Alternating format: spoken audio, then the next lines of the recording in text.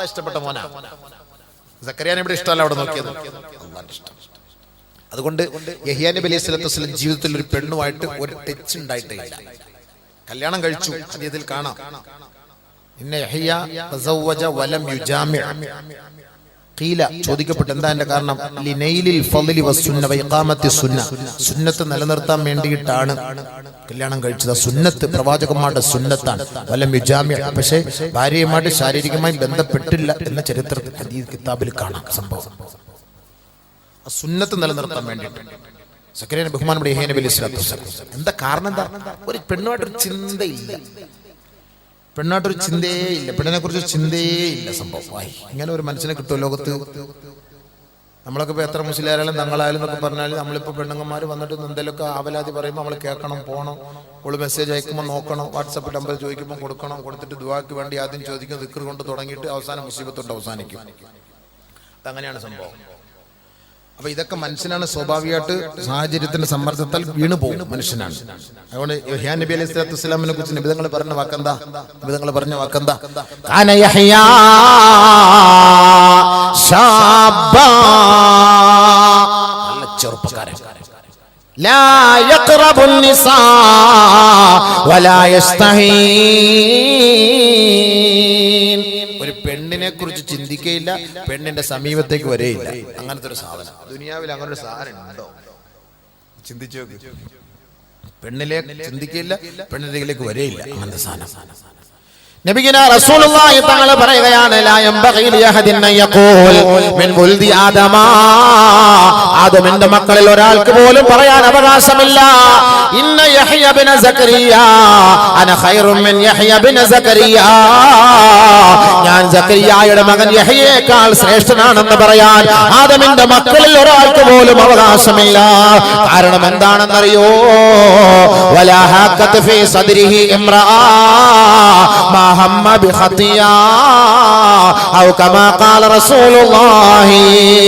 ജീവിതത്തിൽ യഹ്യാ നബി അലൈഹി സ്വലാത്തു വസ്സലാം ഒരു പെണ്ണിനെ കുറിച്ച് ചിന്തിച്ചിട്ട് പോലുമില്ല, ഒരു മോശമായ ചുറ്റുപാടിനെ കുറിച്ച് ആലോചിക്കുക പോലും ചെയ്തിട്ടില്ല. മരണം വരെ അള്ളാഹ്ക്ക് നിരക്കാത്ത ഒരു പ്രവൃത്തി പോലും ചെയ്തിട്ടില്ല. കാരണം എന്താണ്? അള്ളാഹു തൃപ്തിപ്പെട്ട മകനായത് കൊണ്ടല്ലേ. അതുകൊണ്ട് എന്റെ യുവാക്കളെ, യുവതികളെ, എന്റെ പ്രഭാഷണം കേൾക്കുന്ന ദമ്പതികളെ, നമ്മൾ അല്ലാഹുവിനോട് ചോദിക്കേണ്ടത്, നാഥാ നീ എനിക്കൊരു കുട്ടിയെ തരണം, ആ കുട്ടിയെ നീ ആദ്യം തൃപ്തിപ്പെടണേ അല്ലാ. നീ തൃപ്തിപ്പെട്ടാൽ ഓക്കെ ആയി. നീ തൃപ്തിയില്ല എങ്കിൽ നമ്മുടെ കുട്ടികൾ പഴിച്ചു. അതാണ് ഈ ഒളിച്ചോടുന്നത്. അള്ളാന്റെ തൃപ്തി ഇല്ലാത്ത സാധനം.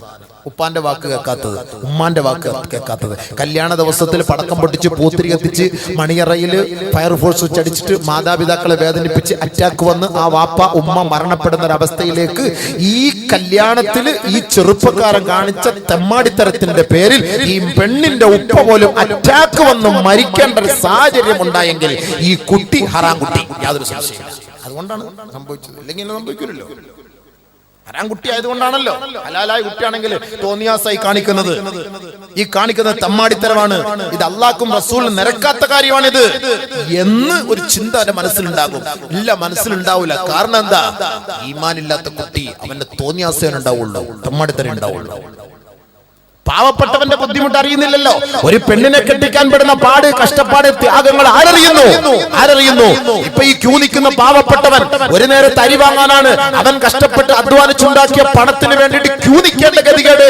സുഖലോലുപതയുടെ മടിത്തട്ടിൽ താമസിക്കുന്ന കള്ളപ്പണക്കാരന്മാർ കോടാനുകോടികൾ ഉണ്ടാക്കിയിട്ട് ദിവസങ്ങൾക്ക് മുമ്പ് പണം വെളുപ്പിച്ചിട്ട് സ്വദേശത്തും വിദേശത്തുമായി 10,000 കൊണ്ടുപോയി ചെലവഴിച്ചിട്ട് ഈ പാവപ്പെട്ടവന്റെ മുന്നിൽ ജിയോ എന്ന് പറയുന്ന നമ്പർ കൊടുത്തിട്ട് നമ്മളെയെല്ലാം വഞ്ചിച്ചിട്ട് കള്ളപ്പണം വെളുപ്പിച്ചിട്ട് പാവപ്പെട്ടവൻ അന്നന്ന് സമ്പാദിക്കുന്ന സമ്പാദ്യം വിയർപ്പൊഴിപ്പിച്ച ഈ ചില്ലിക്കാശിന് വേണ്ടി മണിക്കൂറുകളോളം ക്യൂ നിൽക്കുമ്പോ 4 വയസ്സായ കുഞ്ഞ് പിടഞ്ഞു വീണ് മരിക്കുന്നു, 20 വയസ്സായ ചെറുപ്പക്കാരൻ പിടഞ്ഞു വീണ് കുഴഞ്ഞു വീണ് മരിക്കുന്നു.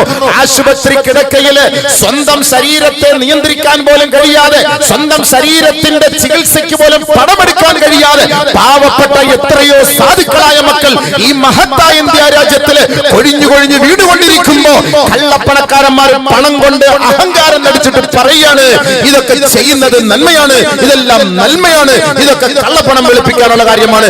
ഏതെങ്കിലും കള്ളപ്പണക്കാരനും ഏതെങ്കിലും ഏതെങ്കിലും പണക്കാരനും ഏതെങ്കിലും പൈസക്കാരനും ഏതെങ്കിലും ബാങ്കിന്റെയോ ATM-ന്റെയോ മുന്നിൽ പോയി നിൽക്കുന്നുണ്ടോ? ഉണ്ടോ? ആരാ പോകുന്നത്? പൂള വിറ്റ് ജീവിക്കുന്നവൻ, കർഷകൻ അന്നന്ന് വൈകിട്ട് ഏതെങ്കിലും റെയിൽവേ സ്റ്റേഷനിന്റെ ഓരത്ത് ഏതെങ്കിലും റോഡിന്റെ വഴിവക്കത്ത് സാധാരണഗതിയിൽ കൊണ്ടുപോയിട്ട് 10,000-2,000 രൂപയുടെ സാധനം എടുത്ത് കച്ചവടം ചെയ്ത് അന്നന്ന് തന്റെ കുട്ടികളെ ജീവിപ്പിക്കാൻ വേണ്ടി, തന്റെ ഒജീനത്തിന് വേണ്ടി, ഒരിച്ചാൻ വയറിന് വേണ്ടി കഷ്ടപ്പെടുന്ന പാവപ്പെട്ട സാധുക്കളായ മക്കളാണ് ഇന്ന് ഈ ഇന്ത്യ രാജ്യത്തിന്റെ പല ഭാഗങ്ങളിൽ ക്യൂ നിൽക്കുന്നത്. സർക്കാരെ, പാവപ്പെട്ട കുഞ്ഞു മക്കളുടെ കണ്ണുനീർ 80ഓളം പേര് കുഴഞ്ഞു പെടഞ്ഞു വീണ് മരിച്ചെങ്കിൽ ഈ കുഞ്ഞു മക്കളുടെ കണ്ണുനീർ ഇതെല്ലാം ആ നെഞ്ചിലേക്കാണ് വരുന്നത് എന്ന കാര്യം ഒരിക്കലും മറന്നു പോകണ്ട. അല്ലാഹു സുബ്ഹാനഹു വ തആല കുഞ്ഞു മക്കളുടെ കണ്ണുനീരിന് വലിയ വിലയാണ് നൽകിയിട്ടുള്ളത്. നബിയുനാ റസൂലുള്ളാഹി തങ്ങൾ പറഞ്ഞു, ഏതെങ്കിലും ഒരു വാപ്പ, ഏതെങ്കിലും ഒരു ഉമ്മ തന്റെ പെൺകുട്ടികൾ കരഞ്ഞാൽ ആ കണ്ണുനീർ ഒപ്പിയെടുത്താൽ ഫകഅന്നമാ ബകാ മിൻ ഖശ്യത്തില്ലാഹ്, അല്ലാഹയെ പേടിച്ചിട്ട് കരയുന്നവനെ പോലെയാണ്. ഫമൻ ബകാ മിൻ ഖശ്യത്തില്ലാഹ് ഗുഫിറ ലഹു, അല്ലാഹയെ പേടിച്ചിട്ട് കരയുന്നവന്റെ പാപങ്ങളെല്ലാം അല്ലാഹു മാപ്പാക്കി. വമൻ റഖലിൽ ഇനാസി ഗുഫിറ ലഹു, ആരെങ്കിലും തന്റെ പെൺമക്കളോട് കരുണ കാണിച്ചാൽ അല്ലാഹുവിന്റെ പാപം പുറത്തു കൊടുക്കുകയും, ആരെങ്കിലും മൻ ഫറഹ ഇബ്നതഹു മൻ ഫറഹ ഉൻസ, അല്ലാഹു സുബ്ഹാനഹു വ തആല ആരെങ്കിലും ഏതെങ്കിലും പെൺകുട്ടിയെ സന്തോഷിപ്പിച്ചാൽ, പെൺമക്കളെ സന്തോഷിപ്പിച്ചാൽ നാളെ മഹ്ശറിന്റെ തിരുമുറ്റത്ത് ഭയാനകത നിറഞ്ഞ ചൂടിൽ നിന്ന് അല്ലാഹു അവനെ സംരക്ഷിക്കുമെന്ന് റസൂലുള്ളാഹി.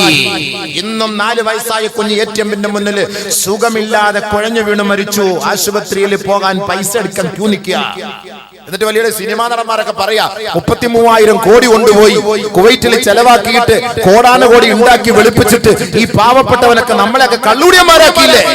കള്ളുകുടിയൻ പോയിട്ട് ബിവറേജസിൽ ക്യൂ നിൽക്കുന്നത് പോലെ നിങ്ങൾക്ക് അവിടെ ക്യൂ നിൽക്കാൻ പ്രശ്നമില്ലല്ലോ, പിന്നെ എന്താ ബാങ്കിൽ പോയി ക്യൂ നിന്നാലെന്ന് അവിടുത്തെ ഉച്ചിഷ്ടം ഭക്ഷിച്ചിട്ട് സിനിമാ നടന്മാര് വിളിച്ചു പറയേണ്ട ഗതികേടിലേക്ക് ആരുടെ ഉമ്മയാ പോയി ക്യൂ നിൽക്കുന്നത്?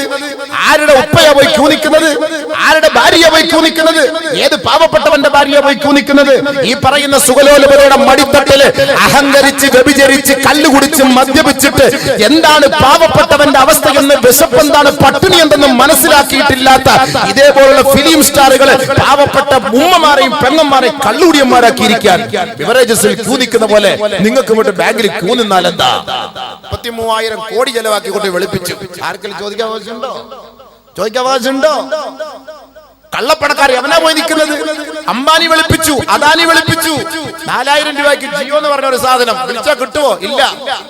മുന്നിൽ ഒരു അക്ഷരം കൂടെ ചേർക്കണം, മൂൻ. അപ്പൊ സംഭവം ശരിയായിരിക്കും. അതിനും കൂടെ ചേർത്തോ? കറക്റ്റാ, ജിയോടെ പേരിട്ട നല്ല പേരാ. കിട്ടത്തില്ല വിളിച്ചാലും. വെളുപ്പിക്കേണ്ടത് വെളുപ്പിച്ചില്ലേ, കിട്ടേണ്ടത് കിട്ടിയില്ലേ? നമ്മളൊക്കെ വിഡ്ഢികള്.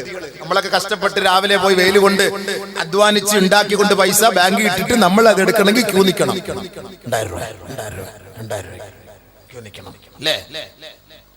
മരിച്ചത് വിടുവ റബ്ബ്. ഇതൊക്കെ പാവപ്പെട്ടവന്റെ കണ്ണുനീർ, കുഞ്ഞുമക്കളുടെ കണ്ണുനീർ, രോഗികളുടെ കണ്ണുനീർ. എത്ര രോഗികളാണ് മരിച്ചു വീഴുന്നത്? എത്ര രോഗികളാണ് പാവപ്പെട്ടവരാണ്. മനസ്സിലാക്കണം ഇതൊക്കെ. സമ്പന്നന്മാരെ കള്ളപ്പണക്കാരനെ പിടിക്കട്ടെ, കള്ളപ്പണക്കാരനെ അറസ്റ്റ് ചെയ്യട്ടെ, അവന്റെ സമ്പത്ത് മുഴുവനും പിടിച്ചെടുക്കട്ടെ, അതിനൊന്നും യാതൊരു പ്രശ്നമില്ല. അതൊക്കെ നിയമങ്ങളുണ്ടല്ലോ. ഈ പാവപ്പെട്ടവൻ എന്തിനു കൊള്ളാം? നമ്മളെയൊക്കെ ഇപ്പൊ കള്ളപ്പണക്കാരനാക്കിയില്ല. ഈ നിൽക്കുന്നവരെല്ലാം കള്ളപ്പണക്കാരാണ്.